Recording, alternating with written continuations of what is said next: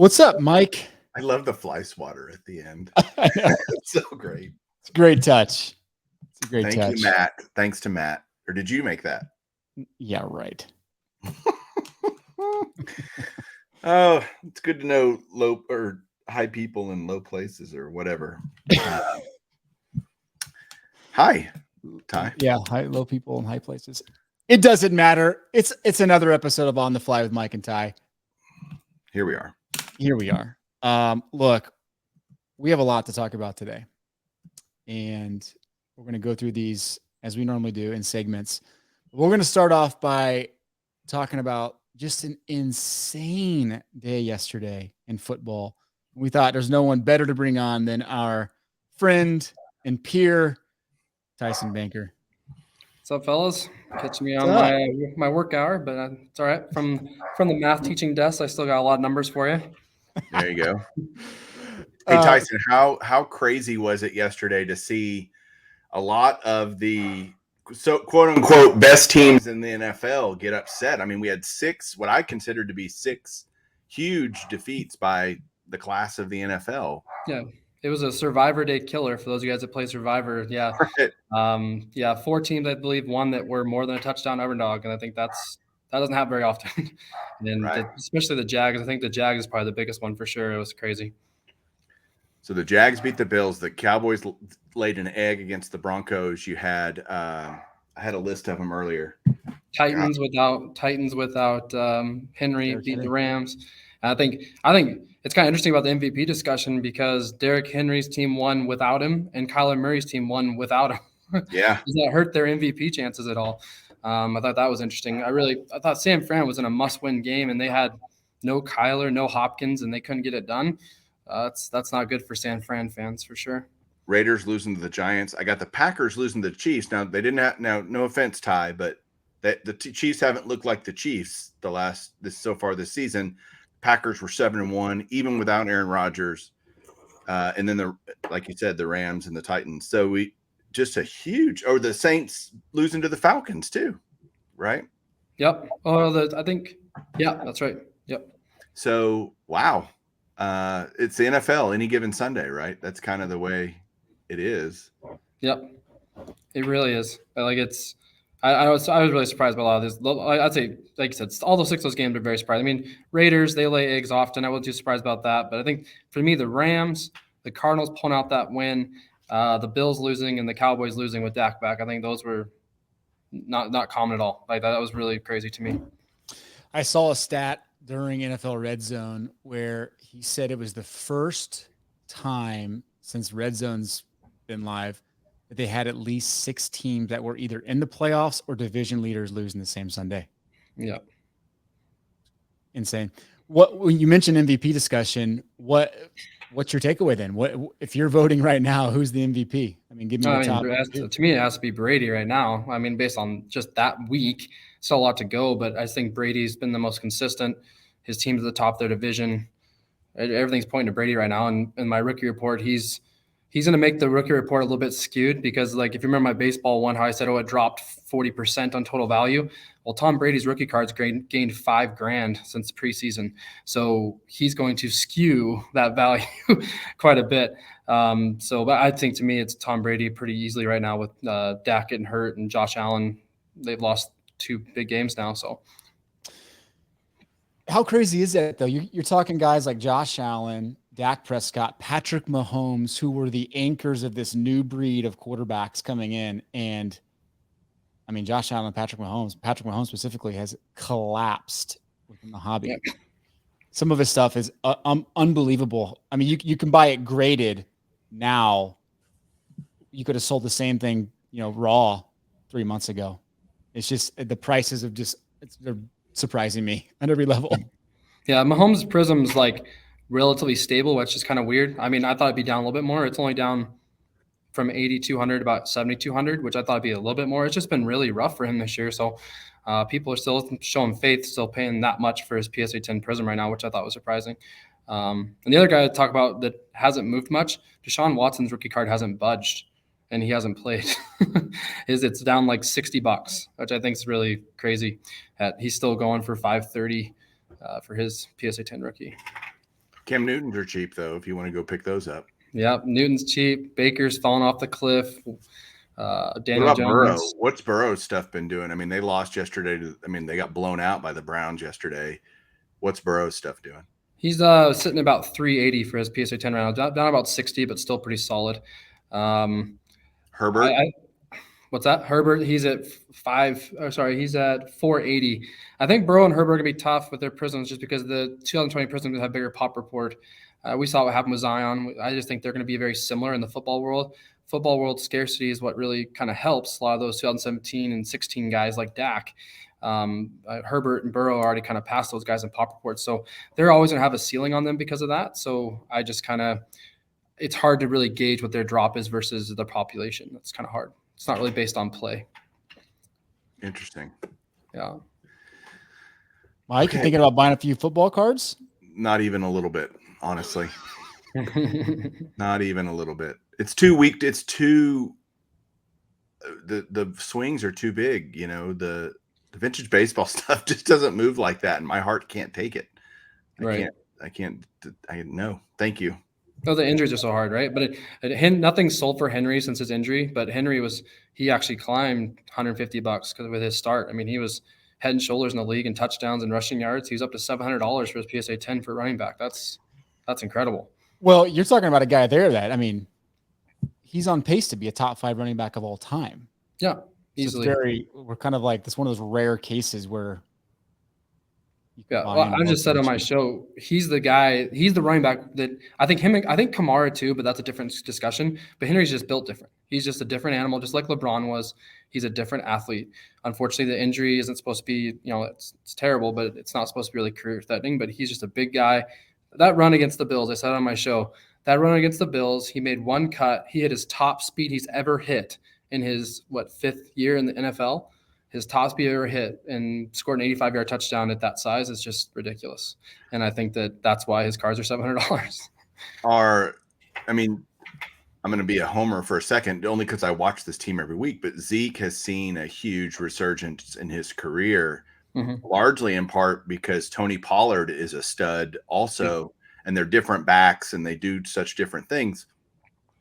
And it gives Zeke a lot more rest. He's not taking every hit he's not having to carry the ball 25 to 30 times or touch the ball.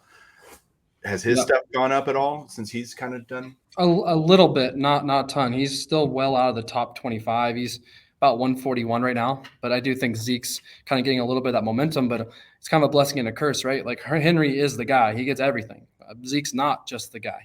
And so while you're saying he is more productive, he's more efficient, he's sharing time, which is not great for the card world.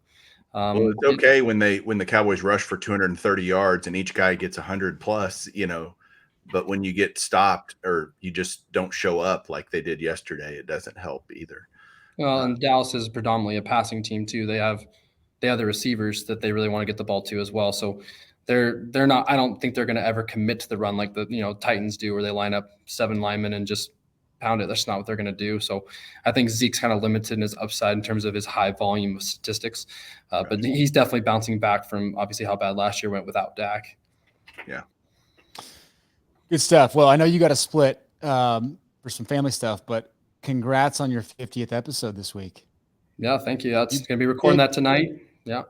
I I appreciate mean, it. People don't understand how hard it is to put out 50 episodes of anything, let alone a weekly podcast. Mad props to you for doing that. Yeah, appreciate it. Appreciate the platform and the ability to be with you guys and putting out content. But yeah, if you guys listen to this show, just follow me at Twitter at @numbers_behind. And got a little giveaway. Got a Joe Burrow rookie card, Donruss, Tua rookie Donruss, and a Terry McLaurin, who I think is very undervalued for receiver, Prism rookie to check out in the giveaway. So love to get some more involvement with that. We got about 5 guesses. You have to guess Lamar Jackson's rushing total on Thursday night to figure out that's how you're going to win the cards. So definitely check it out.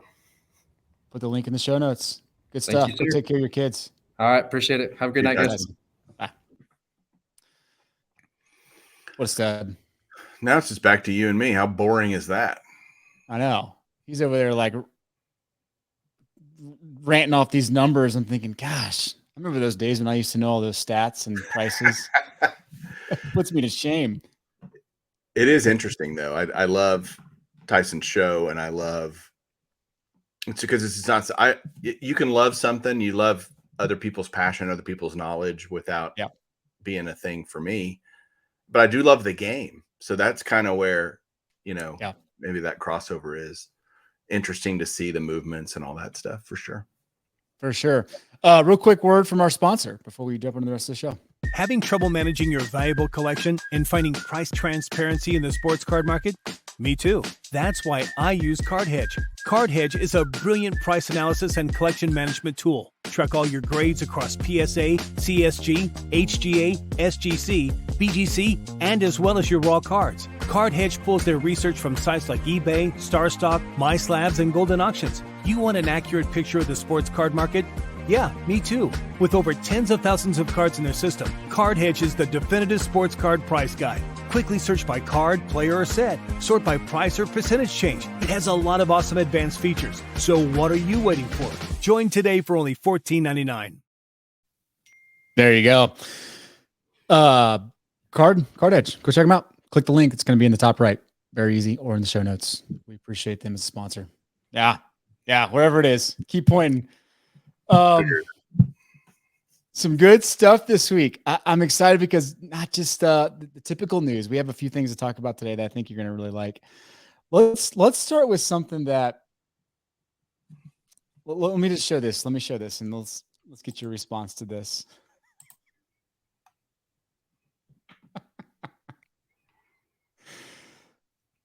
I'm going to leave it at that. Aaron Rodgers getting ripped to shreds this week. Of course, because of everything he said about being immunized and all that stuff. Look, you know where I stand with this. I thought his approach, he can do whatever he wants with his body. And he's getting ripped across the board, especially from guys like Stephen A. Smith, who I don't know what your opinion is, but they ripped him yesterday on Fox that? NFL Sunday. They ripped him on there. Of course they did. Yeah. You're hurting your team. Yeah. Well, we're not going to talk about it here. I'm just going to say this. Guys like that, I think it'll be really interesting to see what that does to his card prices and specifically what it does for just his fan base.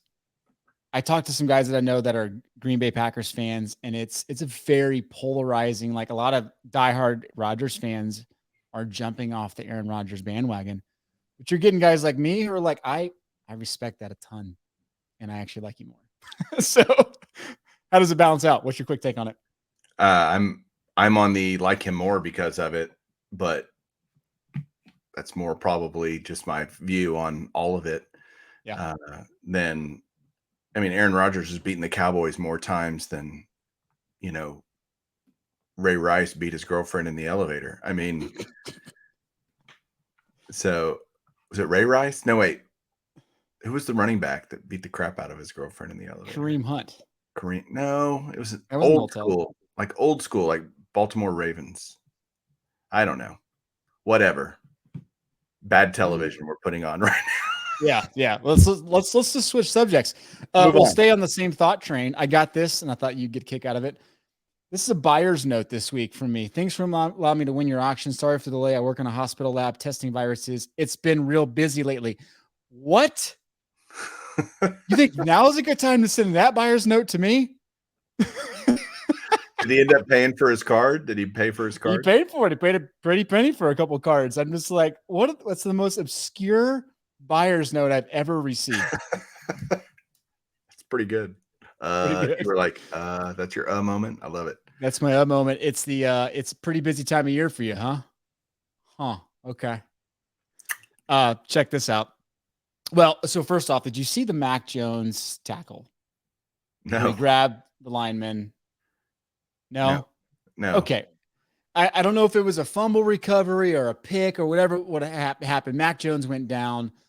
Somebody on the Panthers was stepping over him. He grabbed the ankle of the guy and like twisted him down. Mac Jones is getting blasted for this week. Okay. Because it was a dirty hit. And I put this out and I put this out on Twitter today, like all this crap about being Mac Jones a dirty player. Like, have we become so soft that we forget that the NFL is the most aggressive, dangerous sport, and they're not supposed to be nice to each other? Like, oh my, he's trying to stop a guy from tackling his teammate, and he threw him down to the ground. I'm so tired. Did he get called for holding? No? No. I don't think so. I don't think so. I'll have to go check that out. Yeah. Yeah, exactly. Sports performances. Anything stick out to you? Nothing that I can be super proud of because, I'm a homer on this normally.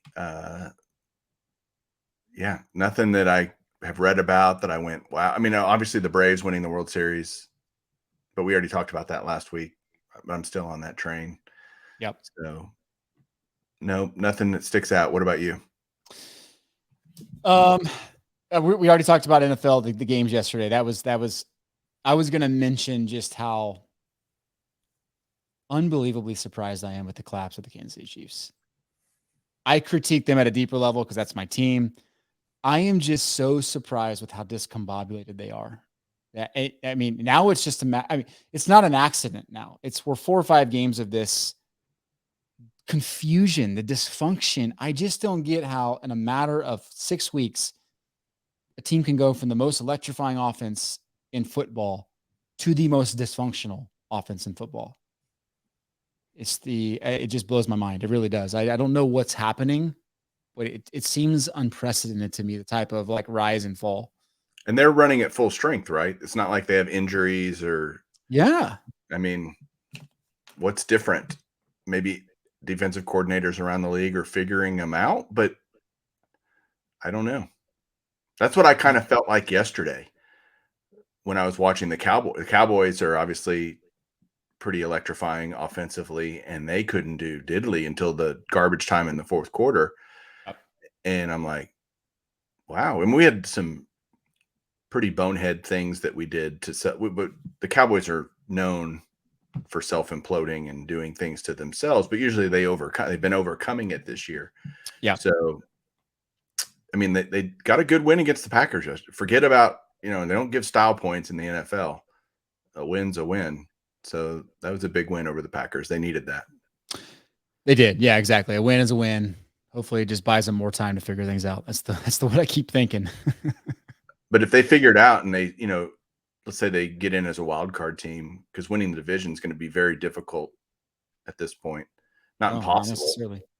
Or game and a half back. So, when they get in the playoffs, if they get hot again, watch out. You don't want to play the Chiefs. So, Cowboys Chiefs Super Bowl. Let's see it. I'd love to see it.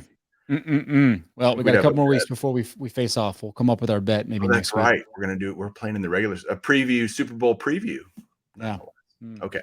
Seems really convincing right now. Release of the week. There's only one notable release. I actually think Triple Threads got pushed to this week. Go figure. So we don't need to talk about that again. But National Treasures Baseball comes out this week. $630 a box, $2,500 a 4-box case. It's not you. That's definitely not me. Not for what's that? $90 a card. I think there's 8 cards or 10 cards in a pack. 8 cards a pack. 8. $630. Okay. Yep. So it's $80, $90 a card, and you're going to get some no name, never going to make it rookie, or some, a Reggie Jackson jersey card, which is worth $20 at the most. It's a very difficult product to swallow at those prices. Yeah. It'd be hard to swallow at $300 a box, which is what it used to be. Well, I would recommend not trying to swallow cards at all, because I don't think it's gonna. You might choke. Yeah. Good fiber. If you're constipated, you might need. Well, we are covering a lot. We're giving a lot of good stuff on this show tonight. We're talking about. There's some constipation. I mean, this is just fantastic. It's invaluable. This is why people don't watch for the sports car information. They watch for our life tips. And they watch us to see how stupid we look. Let's just be real. And Mike wins usually every week on most. Very true. So I've been running an internal a vote that I haven't had at the poll that I haven't had you a part of. But yeah, you've been nominated every week. Dope of the week. Yeah, dope of the week. Hobby news of the week. All right, so let's walk through a couple of things here. Can I go back to releases real quick? Oh, sure. Go ahead. So I was in local Walmart out where our ranch is this weekend, and the shelves were packed. Just cards. No update, though, which I found interesting. No Topps update. But there was all the boxes of Chronicles that I wanted to buy in football. Every box that I wanted to buy of there was Topps Chrome, Bowman Chrome Megas. Could buy. There were 5 of them on the shelf. Just tons of stuff. No basketball, just a lot of football and baseball. But I found it interesting. It's like, okay, either they're printing a ton of it, they're finally unclogging some of the supply chain issues, but there's stuff on the shelves, or maybe it's just not appealing anymore. Because the prices are all so much higher that your margin to make money on those products goes down significantly, I think. Yeah. So interesting. We'll kind of see how that keeps playing out. I still think there are people that are doing that. I just think that the number of people doing that is diminishing week by week. Yeah, well, I think you're in a very strange period of the hobby, specifically during the years, like during the seasons, because we're not seeing any of the premier basketball releases. We're not even seeing even the premier football releases, right? There's no Optic, there's no Prism right now. In baseball, it's a terrible rookie class, and no one really cares about update. Maybe they'll care about update Chrome a little bit, but I mean, what? There's no excitement. There's no reason to go wait in line to grab Prism. Oh, and then grab a couple other extra boxes while you're there. So I can see why people aren't going and getting crap right now. Right. That makes sense. Okay. Moving on. Sorry. And they're printing a lot. Yeah, they are printing a lot.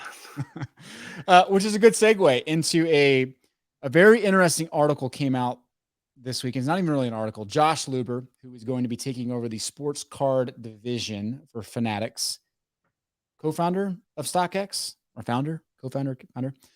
He put out a kind of a tell-all, a 54-page thought process of how he's thinking through the hobby, his observations from the hobby over the past year. And he wrote this before anything came out with Fanatics. So it's kind of been I've been pouring myself into this, and it just kind of happened. And I'll share my screen here so you can see where you can go find it, because it's very interesting. It's called tradingcardsarecoolagain.com. And you can see here, you can actually download the PDF, or you can just read the entire article below. Okay. And I'll give Josh some credit. There's a lot of depth to this. It's a great read, but there's a lot of depth to it. And it does bring up a lot of interesting points of conversation. He talks through the growth. He talks through kind of where we are at in the hobby, things that he thinks we need, like things that are wrong with the print runs. I mean, he shows some interesting charts when you start to go down. This is interesting too here. He kind of charts the rise and the fall, and this is all done through card ladders, Yeah. top 50 index, whatever the heck I like they the use. Mark Cuban, Mark Wahlberg conversation that happens. Did you see that part of it? Where is that at? It's hold on, it's right there. Go back up. Oh, down here. Yep. Keep going. It's like this phantom Right there it is. And they're talking about the Jordan PSA 10. Yep. That was fascinating. It is, and it makes tons of sense why the super high end stuff. You get these really rich people talking to each other, dude. Yep. There's a lot of one-upsmanship that happens in that wealthy world that I'm not a part of, and you hear about it all the time, and it all feels like urban legend. It's probably happening on the real, and that's what's making the super high end stay super high end. Well, and his point there too is that, there is the Jordan sold for $650K. The next guy's like, well, I got to go buy one $700K. Those guys eventually dry up. Right. You have to keep that in it. And that's why the Jordan rookie dropped 30-40% in 3-4 weeks. There's no more one-upsmanship happening. Yeah. The normal guys have to go back to prices they can afford. Yep. It's a good read. It's a good read. Yeah. Some really fascinating. And there's the Jordan rookie now, right? It's like there's unreal. I mean, look at the rise and fall of that bad boy. Just unbelievable. I thought it was really cool to see, some of this. I mean, people go check it out because maybe we can talk about it more in depth, but he does a good job of kind of tying it all together. Kind of talks about where we're at with high prices, people, companies in the hobby, because everyone's asking like, what inning are we in with the stage of the hobby? He breaks down his perspective on that, which was pretty interesting. I wouldn't say I agree with all of it, but there was definitely some stuff I agree with. He did point to the shutdown of PSA BGS being a major culprit and kind of why we saw the slowdown. So that's an interesting one. And what's great and about, then he talks about the print run issues and how we're in this modern day, kind of a modern day junk wax area. And we've talked about this before too. It's all being disguised. It's smoke and mirrors because you look at the constant rise of parallels. That's Prism. You look at Select, the number of parallels. You look at Select, number of one of ones, 30 in Select. Like this is how they disguise the printing in the hobby. And he kind of breaks it all down. So we're not just prophets of doom. You mean we actually have things that make sense when we talk about them? I wouldn't be surprised if he was listening to us and then writing down his thoughts, basically copying us verbatim. That's kind of the takeaway. Totally. We need some stock in Fanatics or something. He did close it by saying he's super optimistic because trading cards kind of are one of the only assets that allow you to crack into consumer goods, cultures, financial assets, and gaming. And he justifies that by saying multiple points, but one of them was that there's just so many more big boys that have yet to enter the hobby, which I disagree with. I totally disagree with. And then this statement here, there's a world where the future of trading cards looks like Wall Street. There's a world where it's Vegas or Complex Con or Amazon. Think about that. When you hear that, like what? That's a lot of different worlds coming together, right? That's the thing, Mike. Cards are the only asset that provide us that opportunity. Awesome. Thoughts? He's obviously plugged into the market on a whole deeper level than most collectors, for sure. I mean, he's been given this opportunity to run the trading card division of Fanatics for all trading cards for the most part in a few years. He's got a couple years to figure that out. Hit this manifesto that he's released, I guess, is probably something we should all read if we care about the hobby, just to hear this guy's thoughts and how he thinks. If you don't necessarily agree with what he says, that's fine. It's great food for discussion. It's great reason to have a talk about it. But this guy that's going to be controlling a lot of it. You might want to get into his head a little bit, and this is a way to do that in a small way. Or he could just call you on your cell phone like he did to you earlier, which was great while we were getting ready for the show. It's pretty fantastic. He doesn't call me, but whatever. Go read the article. Put your comments below. Read the article. We want to know your feedback. We could talk about this for hours, but it would be better if the watchers, listeners are educated on it, and we can have a discussion about it. Maybe we'll do that in a separate show. Some other news I thought was interesting. Gym Rate. I've been following Gym Rate. This is a great site where you can they break down all the numbers with PSA grading. Trailing 30-day average. They went from grading 807,000 cards last month, previous 30 days, to 630,000 this month. I mean, I'm going to ask you this question, and I guess in the context of this particular, data. There's an argument going around right now by certain people that we are entering the junk slab era. Yes. What do you think about that? I think that's 100% true. I think PSA is catching up slowly on their backlog. I've been an advocate this whole time, and I still think if anybody at PSA is listening to me, whoever runs the company now, I don't even know now that Steve Sloan's not there. Why don't you be transparent? Just tell us what's going on. We have 3 million cards left. We're working hard, and or this or that, and there's no transparency, and that just bothers me. But at this rate, even at 600,000 cards a month, of which what percent would you say is from 17 on modern or what we call ultra modern? It's got to be 90%, 80%. Would you guess? That's where the junk slabs, a PSA 10 of an ultra modern player is just going to be like, no big deal. I don't think you're seeing huge population increases in most vintage cards, because if they were worth slabbing, they've already been slabbed. There are certainly going to be always additions to that, but it's not at the same rate.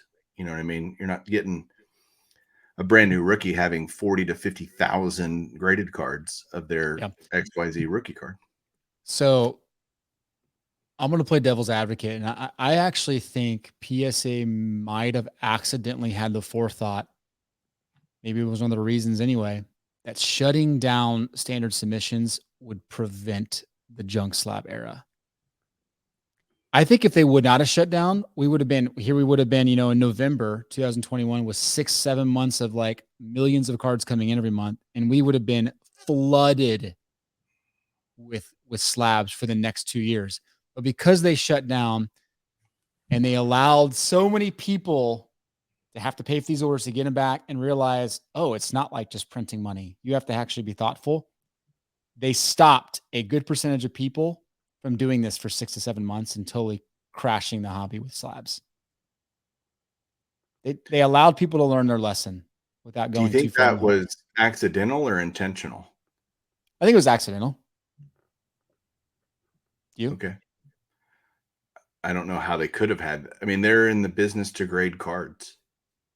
Period. They get paid to grade the card no matter what the secondary value is. Yeah. So actually, they get paid more if the secondary value is greater. You could argue the conspiracy is we don't want to.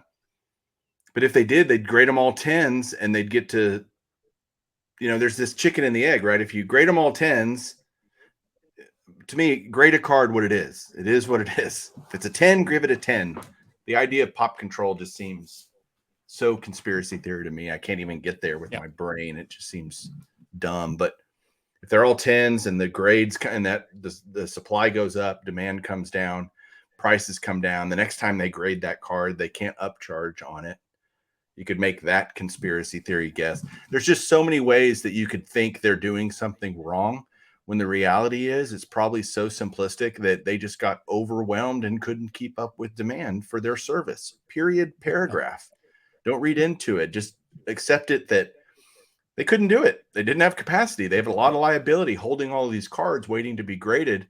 If there was a fire or some massive, theft or whatever, they'd be left holding the bag and they couldn't take that much corporate risk. Period. I don't know why people all have to come up with all these things. It's that simple. To me, it seems that simple. I wish they'd tell us if it was that simple, like I said earlier, but why can't the simplest solution, Occam's razor, right? Usually the simplest solution is the right one. Yeah. So that's, see, we're teaching people Occam's razor, like go look it up. People will, right? Yeah. You don't use razors very often, so I'm surprised you even knew that. Do you agree with me though that maybe PSA prevented the junk slab era? We're in a junk slab era regardless. Like we're entering that, of course, but I think we escaped a total cluster by them shutting down and BGS shutting down and not falling into this massive hole. Now people have to be strategic. You're not going to see 48,000 Alec bombs sent in or Dylan, and some of that has to do with them not being that great. Right. But you're not going to see that with the NBA rookie class. You're not. When it opens back up, you're not going to see that flood. I guarantee. It's going to be so much more subdued because of what happened. And people, Yeah, because we still underwater. think I still think they're going to end up at a $50 to $75 level as a kind of bulk. I don't think they're ever getting to $10 slab. You're just not. I don't think it's going to happen again. They'll have the same problem if they do. They'll just end up in the same boat, Yeah. and so they're going to find that equilibrium where demand. That all right, we can take in this many cards a week at this price, and that's kind of where we get that many cards, and they're going to slowly decrease it, and they'll end up at $50 to $75 a card, which means you're going to, like you just said, you're going to have to be very careful about which card. You're not going to send in a $10 card to get graded for $50. It's just not worth it. Yeah. Yep. Bullpen. Card shop in LA. Rob, $1 million in products stolen. The hobby is still lucrative enough for people to go in and rob $1 million and stuff. I hate seeing this crap. It just ticks me off. I'm glad no one was hurt. First off, at the end of the day, it's cardboard, but it's that guy's livelihood. Yeah, and it's just weird. ridiculous. What I really have a question about is why was a longtime employee there at 3 a.m.? That's kind of like it says. Shortly after 3 a.m., they held up. Longtime employee was closing up the shop. Closing up the shop at 3. Who's there at 2 a.m.? Buying cards. I don't know. Yeah. Interesting. Interesting. Yes, I'm glad for nobody sure. was hurt. For sure, that would have been bad. I'm not sure if anyone has the information, but you can probably track them down. This is off of Sports Cards Daily. Go check them out. All right, let's wrap this up with the top 10. And I broke this down a couple different ways real quick. This is the top 10 PSA, BGS, and SGC combined. So not just PSA. We can see LeBron's number 1, PSA. Well, I mean, you can see now there's a mixture, right? BGS in there. There's 3 BGSs in there. I see 2, 3. No, I see 3. Yeah, here's the bottom one. Then this is. Yeah. Anything stand out to you there? Again, mantles popping up every week. The 57 mantle. It's like salt in the wound after my submission. There's a PSA 8.5. Looks undergraded. Probably mine. Look at the 66 tops. Fergie Jenkins rookie. Almost $30,000 in a PSA 10. Wow. That seems extremely expensive. It is extremely expensive, but it's probably PSA a very 10. low pop card. Probably only a couple of 10s out there. Yeah.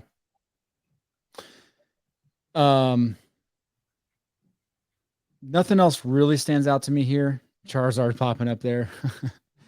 The Luca, the BGS 9 Luca is interesting to me at $39K. And the Mario Lemieux, you don't see many Lemieux, but $40K.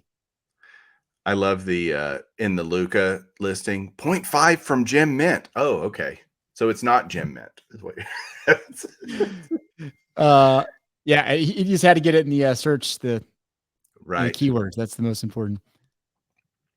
That's hilarious. SGC. Here's the top 10 SGC. This is interesting perspective.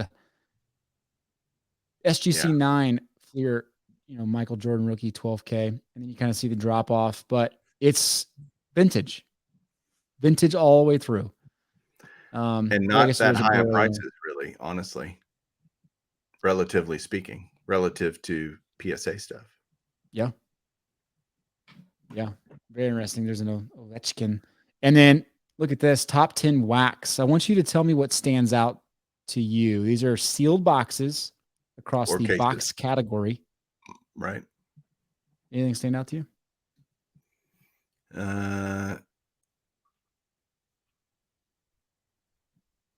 93 box, the 93 SP. 7 of the 10 are basketball. And they're all new, relatively new. Yep. And maybe that's because there's not as many sealed boxes back or older, but touche. Good point. Of course. But the 93 Upper Deck SP. Well, there's a FIFA, there's a World Cup box and a baseball. So 8 of the 10. Yeah. Are basketball. So Basketball, 2003 Fort, Topps Chrome. Everyone wants that LeBron rookie. Good stuff, man. Yeah. Do you have any goals for the What week? else you got for me? Got any goals for the week? Goals for the week. I'll let you go first. You have any in mind? Well, I'm excited about doing Golden Age of Cardboard this week. I'm going to have Frank, the official Bench Clear CPA, on tomorrow. He's also an amazing Hall of Fame autograph collector, and we're going to talk through both of the lists for candidates for each of the two committees, the veterans committees that are going to be announcing any inductees for the Hall of Fame. Those lists have come out, who the candidates are that they're considering. Some interesting names on the list, and we're going to talk about that, talk about key cards, talk about autographs, all that kind of stuff. That episode will hopefully come out Wednesday or Thursday here on Bench Clear. You can check that out. And I'm going to be on Hobby Hotline tomorrow night for my debut on a Hobby Hotline overtime, the overtime edition, the Tuesday night edition, 9 o'clock Eastern, 8 o'clock Central. It'll be a live show. I have no idea what to expect, quite frankly. So I'm just going to show up and talk cards and probably make an idiot out of myself, which is, again, quite typical.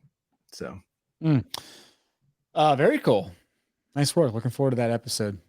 Thanks. With our certified CPA. Yeah.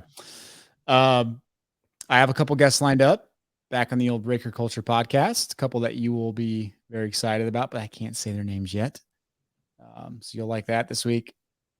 And then I pre-recorded episode 3 and 4 of the 1.5 million card reveal, which has been really fun. Thanks for all the feedback on that. If you've been watching that.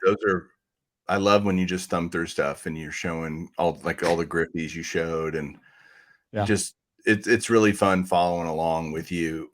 For everyone out there, I get to even see more deep into that because we talk offline, but the stuff you're showing is great. I think you're telling a great story, and I like the tips that you're giving. And, I think the transparency of it is great because not everything's a winner. You thumb through a whole box, you might be, well, that wasn't worth my time. And that happens too, along with, whoa, look what I found. Right. So, yeah. One of the things you and I will talk about as well is the balance between what to sell raw and what to grade. People seem to struggle with that a lot. Yeah. And as you get a lot of the late 90s and then vintage, you have to break down things a certain way. So I'm going to be addressing that this week. Awesome. My take on it. Very cool. So, yeah, man. Well, all right. You have yourself a great week. You too, that man. Concludes Talk to you later. our episode. Yeah. Peace.